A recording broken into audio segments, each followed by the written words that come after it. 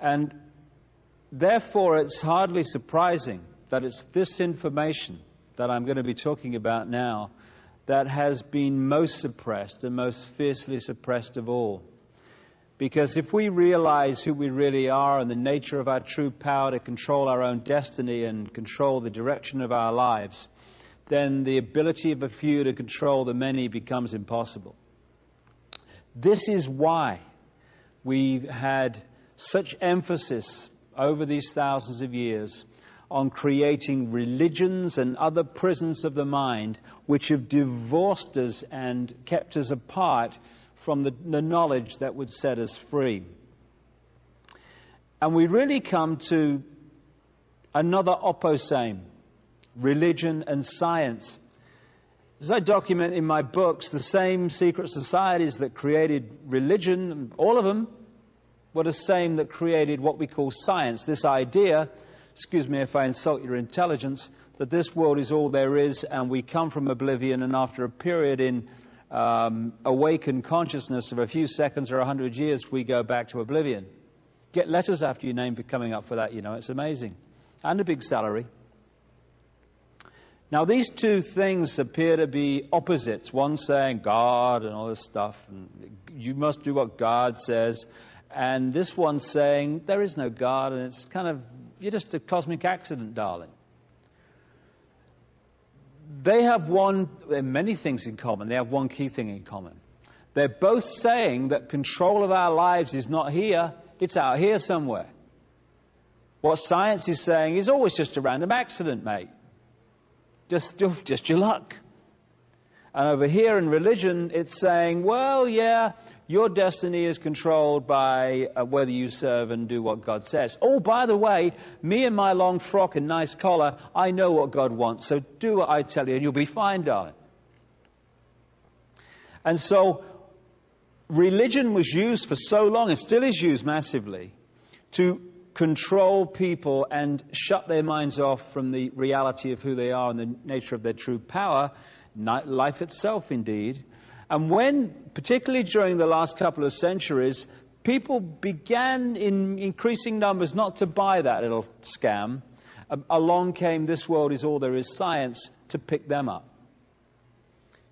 And the idea of both, and indeed the creators of both, were high initiates of the secret society and mystery school network who knew that both versions of life were a load of old crap. If we don't buy either, we can see what they're trying to keep us from.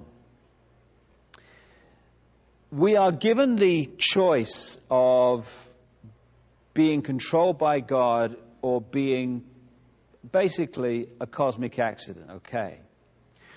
What we are not given the choice to see from early in our lives, unless we have enlightened parents, is that we are not a physical body, and we are not just an entity that lives in a physical world. We are everything that exists. Increasingly open-minded science, and my goodness me, it's about time we had some of that, is starting to confirm what mystics and people that talk about this have been saying for thousands of years. That everything that exists in the whole of creation, in this dimension and others, is the same energy in different states of being. And the vibrational state of that energy decides what that energy will manifest as. And therefore, we are not the physical body. That is our genetic spacesuit through which we experience this world. What we are is multidimensional consciousness that animates that body. And the question is, how much of that consciousness are we going to access? A little bit or massive amounts of it? We have a connection between our spiritual energy self and our physical self, which is called the chakra system. It comes from a Sanskrit word meaning wheels of light, and the Sanskrit language comes from the Aryan race that came out of the Caucasus Mountains. You know the score by now. Now, what these chakra vortexes do, and there's 7 main ones, but many others, is that they interpenetrate our levels of being. So we have a mental level, which is an energy field. It's a frequency range. That's our rational thought, as they call it. We have an emotional level, which is another frequency range. We have a spiritual level, which is the higher dimensions of ourselves. And these levels are interpenetrated by these chakra vortexes, these wheels of light. And therefore, an imbalance on one level is, through this vortex system, transferred to other levels. This is why when we get very emotionally stressed, the first thing that stops happening is we stop thinking straight. We stop thinking straight because the imbalance on the emotional level has been transferred to the mental level, and bang, bang, bang, we go. Now, if this imbalance goes on, this emotional imbalance, it's transferred eventually to the lowest level of this system, which is the physical level. And it manifests in the physical body as a chemical reaction. Now, it's at this point that modern medicine comes in with its drugs and scalpels at the point of the chemical reaction. Therefore, it is treating the symptom of the energy imbalance, the emotional imbalance, not the cause. And I remember where I lived on the Isle of Wight, little island off the south coast of England, the doctor's practice there sent out a letter to everybody who was in that practice, the patients and stuff. And it kind of encapsulates the whole thing magnificently. It said, patients are reminded that appointments with the doctor are for 5 minutes only, and this is not a time to discuss your other problems. What has been so massively missed is there are other problems creating the emotional imbalance and distress that are causing the physical illness. So if you look at the human entity as a whole, you're looking at a very different vision of who we are and health and every other aspect of life than if you think that we're just a physical body. And these chakra vortexes are drawing in, particularly what they call the base chakra, vast amounts of energy which we can create with in ways that I'll come to in a second. The more these chakra vortexes are closed down, the less energy they're drawing in, the less energy we have to work with and create with. And so from this high level of knowledge that I've been talking about over thousands of years, at the peak of this brotherhood network, they understand these things. And so much of the manipulation of human emotion and human thinking, human perception and human attitudes has been designed to close these vortexes down so we access a fraction of multidimensional infinity, this infinite mind that we're part of. There was an American comedian called Bill Hicks, great guy, died in 1994, who summed up this whole concept of life I'm talking about in this way, because he was a very bright man. He said, matter is merely energy condensed to a slow vibration. We're all one consciousness experiencing itself subjectively.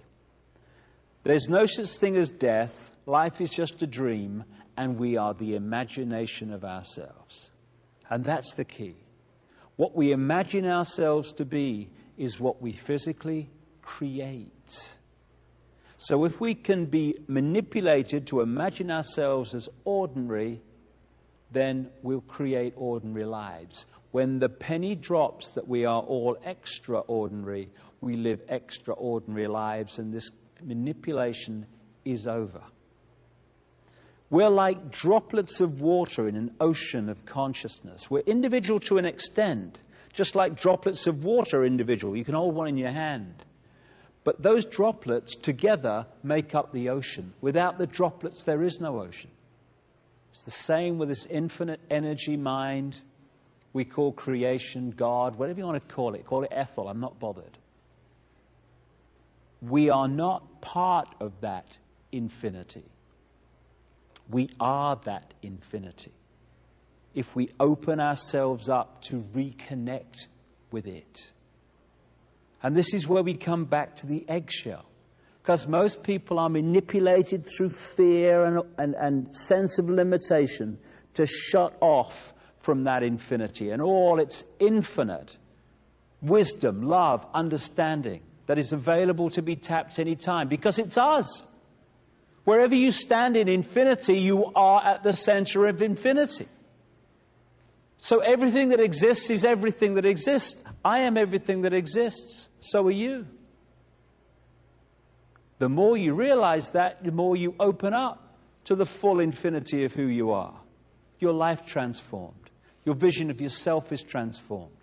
Your vision of everything is transformed.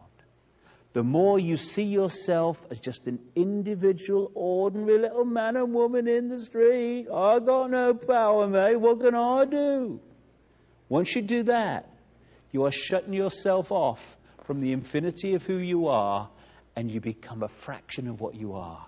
And then you are able to be controlled, but only then. Which is why this understanding has been so suppressed. That's where most people live their lives. In a sense of, I can't, mate, I could never, mate, all the best things in life happen to someone else, mate. Oh, what can I do? And when we're there, piece of cake, manipulator in one hand while having a cup of